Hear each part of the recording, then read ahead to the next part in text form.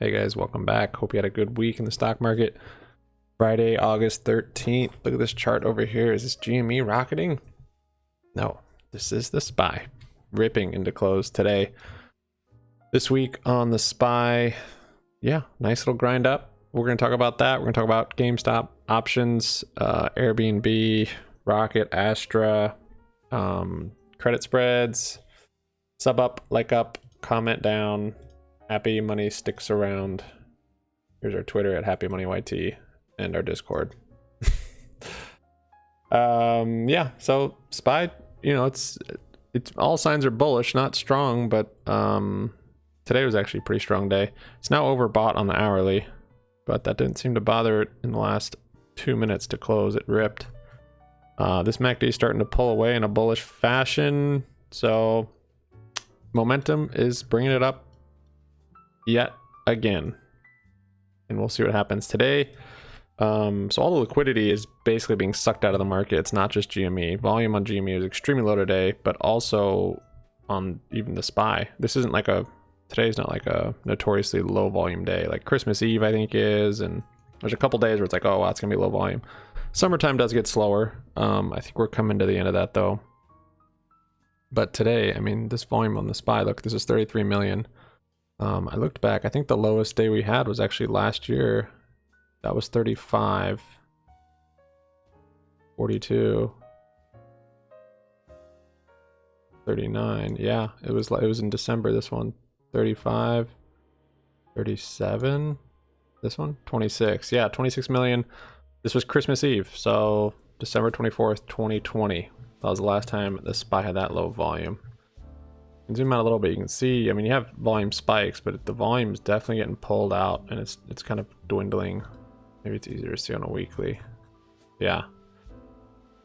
Yeah, you can kind of see it's starting to taper off here as we just kind of blow off the top and are just pinned at overbought up there.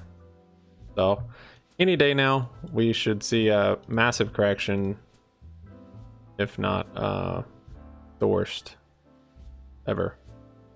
But that is the SPY. GME also volume today very, very low. Oh, we actually broke 1 million. Volume changes though after hours. This will say 900,000, which it did, and then it'll just change to, sometimes they'll add volume, sometimes we'll take it away. Depends on what they need for that day. That's not how it's supposed to work, but that's how it has been working on GameStop stock. So, sometimes you'll see volume disappear, and this is the first time I've ever seen that in the last 6 months with GME, where really in the last 2 months specifically, I've seen the volume be disappearing and changing and all sorts of funky stuff that does not make me think it's acting naturally in a free market of supply and demand. Today, more volume than this other day though. So this was the lowest volume we'd had in 5 years on 8/11, which was Wednesday. And today is the second lowest volume. Yeah, I think this was the second lowest volume we've had in 5 years, because it's pretty close to this day. 938,000. Today was 1,006,000. So very low.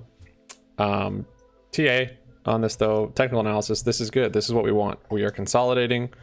We are over the 9 moving average. We have green candles.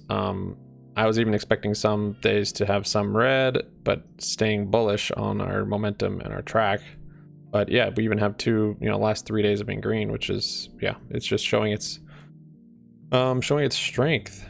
There is this thing up here though, and this is still somewhat on the table. Every day we go further that we stay above and even stay flat, this is less likely to happen again, where we have this bounce and then drop. But so far it's better than it was back here, because that day we had 3 days above the MACD and there was a lot bigger range. This is looking more like a proper support. However, I would like to see it break either this kind of downward resistance line. It breaks that, and it can do that either by, of course, going up on Monday, or even just trading flat for a couple days and we'll break out of that. And then next would be just to break this little resistance. Once we start breaking these resistances on the upside or on this kind of angled side, that would solidify more of an action. I was calling it for 350 by what was it? I got options for it by this Friday. Let's see, yeah, the first Friday of September. It might be the 10th, which is the second Friday of September. But we will see. There's a good write-up on Reddit. I'm not gonna read the whole thing to you, but it's by Creand. He's written a lot of crazy DDs. And it kind of goes through the thesis about how we've seen the chart just working in cycles, and there's not a whole lot of good explanations. We've had different theories with failed to delivers. I can't remember all the theories at this point, but he kind of talks about how it's... So on the other video, if you're listening, we're talking about how all these shorted stocks are kind of in a basket and we're kind of sold to the banks as like a basket, like a...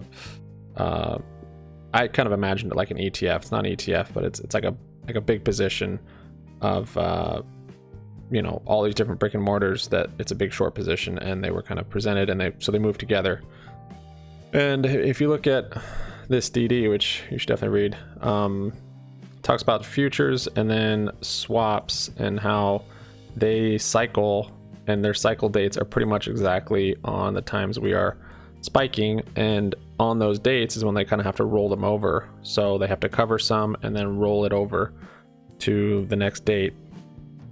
The meme stock basket, a couple of them: GME, AMC, Cost, BlackBerry, or Build-A-Bear, maybe Express. And so yeah, I think this is probably, because this kind of ties all that stuff in that we were talking about as far as how they all move in sync, and then how it was presented and sold as kind of a whole group of stocks that were shorted together, and using either, I don't know, swaps or futures, and how all that works. I'm not super privy on that, but seeing how it goes in cycles, there's definitely something to it, and their rollover time is what kind of was part of the big deal that stuck out to me. So rollover, we got expiration rollovers here were 311, 610, and 99. So if you look on our chart, this is 311. So basically they were like having to cover some up until then, rolled it over on 311, first kind of beginning of that downtrend, and then they could short it again. It's kind of how I understood it. And then 610, and it just, I mean, the market goes in cycles. That's a big down red day. So it's kind of a quarterly thing, and it also, of course, I liked it because I played into my thesis that if you're just counting the dates and seeing the spikes and just looking at the chart, we are due by the end of this month, beginning of next month. So that would also confirm more so that this is probably what's going on with these rolled over trades. Let's see. He has a chart actually put out here pretty good. Futures rollover period here, and then here. He's got it. You can't really tell on that, but I think it's the 10th of September.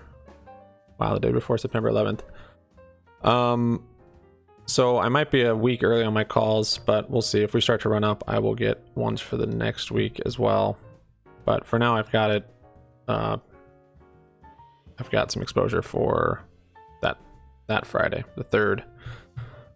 This DD it's pretty interesting. I mean, it's probably not all 100% factual. There's speculation in here, and he's not, you know, super more so than I am, but he's not extremely educated, I'm assuming, on futures and how swaps work and that sort of thing. So that's why I can't judge it too much, but I take it just with you know, kind of an overview, and see how it's interesting, and kind of how it supports some of the timing that we've looked at. So that got me pretty hyped, that one. Not that I needed it. Looking at the chart, it seems to me that we will be doing that, especially since we're also on this 180 moving average and we're building a floor. Again, we could see another one of these. It's not looking like we will, but we could. And I think confirmation that, or at least more confirmation that we won't see another one of these movements here is just once we break this resistance and then break this one, and then of course as we start to rally, okay, that'll make sense. And as far as it relating to back here we're trading flat. Where we've been the last couple weeks has just been down, so we could be in this range right here. Really it would be this kind of this week right here, I think, because this is, we're just looking at on the monthly schedule, so that's the last day of the month. And then there, this is the week before, and that's the final week, right? I did that right, yeah. So that would put us, so we've got actually this month, yeah, so that would be the final week, be the week after next. That puts it there, so that would actually put us like here. But yeah, it's looking good. I'll show you our trades we did today. Rocket had earnings, it did well. They are now, you know, they're financing solar, getting into the solar game, so that's big. And they've also been actually in auto financing cars, so you can get all of your, basically all of your loans through Rocket, more or less, the majority of them. Big day though on their earnings did well, and they might have a share buyback just because they say their stock is undervalued, and I agree. We've got some positions on here. What went crazy today? GRNV went crazy. I tried to do some scalp trading, didn't work out too well, lost a little bit. Got in right about here for the second run up and then sold out about here, so not a huge loss, but did have fun watching. It's funny because I saw it high on my watch list and then I didn't, and then later in the day I saw it high again and it was here, so I didn't realize it was ripping, halting, ripping. So when it's halting, it's not up here, it's at the bottom of the list because it's halted. So it was just going through rips and halts, and yeah. So today, let's see, about to open, I got Astra. I bought Astra Calls, that's the rocket company who's going to be launching a rocket at the end of the month, and it's traded, it just actually came off of being a SPAC not too long ago, so their chart isn't great, but this was news that they were going to launch a rocket at the end of August. By, I can't even remember the dates, but by 2023 or 4 or 5 or something, a few years down the road, they're planning on ramping up rocket launches. I think they're gonna start like once a quarter, then once a month, then trying to do it once a week, and maybe even every day at some point. I'm not sure. The rockets are, I think at this point they're just disposable rockets, and yeah, so that's gonna be exciting to trade those rocket launches that go well and go bad. There'll be some volatility and definitely some option trades in there to be able to take advantage of. I assume after a while though, the media will kind of get immune to it and it won't really matter, kind of like now if Tesla crashes or catches on fire or whatever, it doesn't move Tesla, but initially Tesla would go crazy volatile and drop. So the market kind of gets used to news, but initially it's yeah, we're just in the beginning phase of that, so that'll be cool. So I've got, let's see, 4 calls, 15 strike for September. The August ones weren't enough time, so I got next month. I also have a put credit spread on Astra to kind of pay for it, I believe. Yeah, so here's Astra, 15 calls September, and then a put credit spread, same expiration date, 10 and then 12 and a half. So it's kind of an aggressive put credit spread. It's out of the money right now, or in the money rather. So basically it has to close above 12 and a half by then, and I'm bullish on it. I kind of want it in the long term too. This is the only publicly traded rocket company at this point, so that's kind of a big deal. You just imagine like when SpaceX and stuff, if it ever goes public, how much hype that'll have. I mean, given that I'll have Elon Musk, but actually a lot of the guys on Astra have come over from SpaceX on their team. Astra, MBST, this was on that news that they are maybe going to get the contract for the UPS or USPS postal batteries for their EVs. The contract with that would be a huge one. It's kind of rallied back and forth.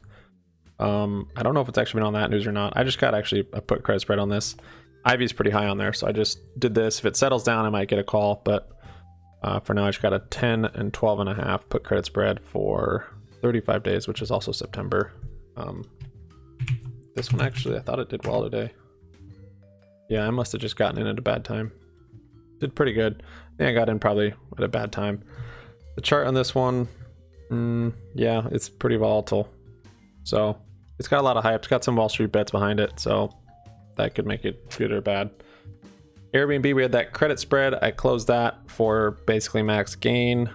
GME also had a credit spread, closed for max gain. There's the GRNV scalp. Here's another Airbnb. I had to close it. Yeah, that's also the credit spread. Another credit spread. Performance. So yeah, I want to show you guys this. This is just from selling premium basically.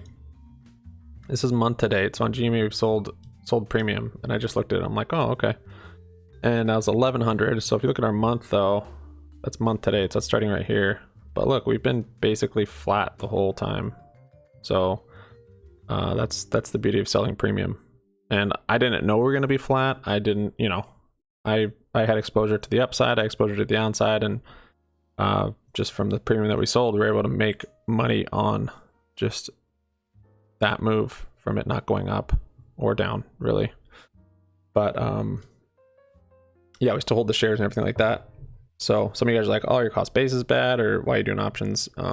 So not all options are just buying calls. There's a lot more than that. JP Morgan, this is, I don't know why we're up on that. That's for the month though. Let's look at today.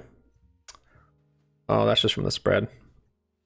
Yep, that's just from the spread today. So it doesn't actually have like our Airbnb and all the credit spreads that we profited on, because we profited on them before today. Today I just closed them out, so they'd probably be even negative. Yeah, a little bit negative, because to close them it costs money.